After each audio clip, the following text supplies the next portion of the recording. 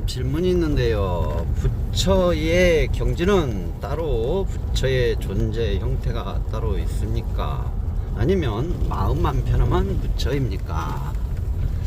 네, 부처의 경지는 따로 있답니다. 네, 부처의 경지의 세계가 따로 있어요. 그걸 이제 조금 딱딱하게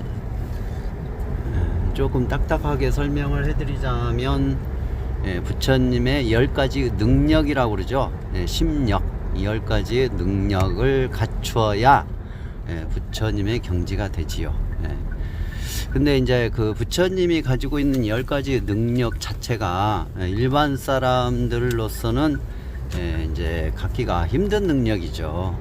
그러다 보니까 부처님과 일반 사람들이 그냥 마음 편해지는 것 정도 가지고는 힘들죠. 그리고 반드시 깨달음의 경지에 가야 이렇게 도달하는 사람들은 반드시 6가지 신통력을 얻는다고 합니다. 근데 그럴 것 같아요. 제가 지금까지 공부를 해보고 수행을 해보고 또 보살도를 이렇게 행해보니까 정말로 6가지 신통력이 생길 수밖에 없을 것 같아요. 왜 그러냐면 이제 8정도 수행을 한다라고 기본적으로 토대가 돼 있는데, 이 8정도 속에는 이 육바라밀도 포함이 돼 있어요. 보면은 자세히 보면은 내용을 이제 대승불교에서 육바라밀을 별도로 분리를 해놨는데, 10선업 8정도 이 육바라밀을 하게 되면 저절로 인과응보 현상, 인과연기 현상, 인과응보와 인과연기 현상을 관찰하고 볼 수 있는 능력이 되니까 들을 수도 있고 볼 수도 있는 능력이 되잖아요. 그럼 당연히 숙명통이 열릴 것이고 당연히 천안통도 열릴 것이고, 그런 여러가지 신통력, 기본 6가지 신통력이 열릴 수밖에 없을 것 같아요. 우리가 사회생활 하는 사람들 중에서 한 분야의 직업에서 달인이 나오잖아요. 달인.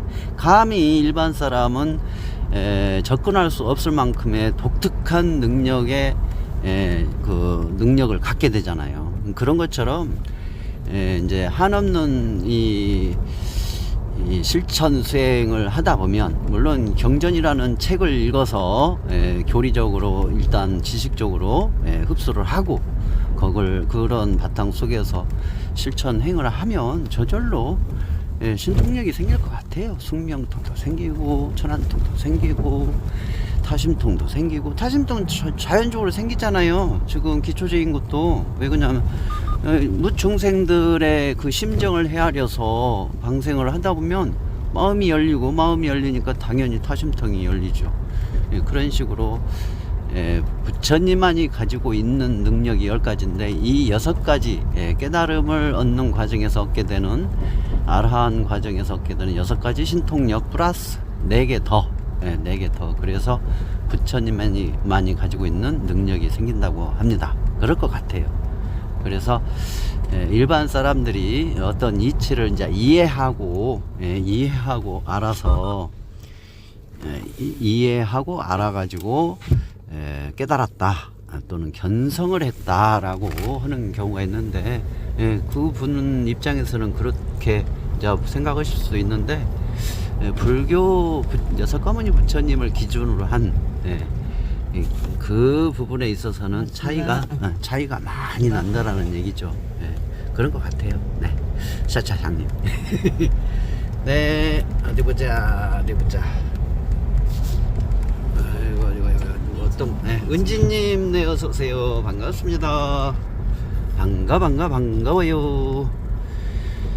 그래서 요즘 이제 그 현대에 와서 마음 공부라든가 명상을 한다든가 이제 명상 수행을 한다든가 이제 그런 식으로 많이 하죠. 근데 이제 또 명상 수행이나 마음 공부를 해서 참나를 찾고 또 자유를 얻고, 나름의 자유와 평화를 얻었다, 행복을 얻었다 하지만, 이 부처님의 경지, 이 불교의 깨달음의 세계는 나 자신의 자유와 행복만을 얘기하는 게 아니에요. 모든 중생들까지도 포함이 돼요. 그래서 보살도라는 것이 꼭 들어가게 돼 있어요. 부처님께서도 당신 혼자 자유와 행복을 얻은 성도, 깨달음을 얻고 나서 고민을 하잖아요. 이대로 갈 것인가, 많은 중생들을 위해서 또 보살도, 포교, 전법을 해줄 것인가. 결국은 전법을 선택을 하잖아요. 그게 보살도예요. 그런 보살도를 통해서 우리가 부처님께서 부처님만이 가지고 있던 심력에 대한 것을 엿볼 수가 있다라는 것이죠. 아, 이렇게 차이가 있구나.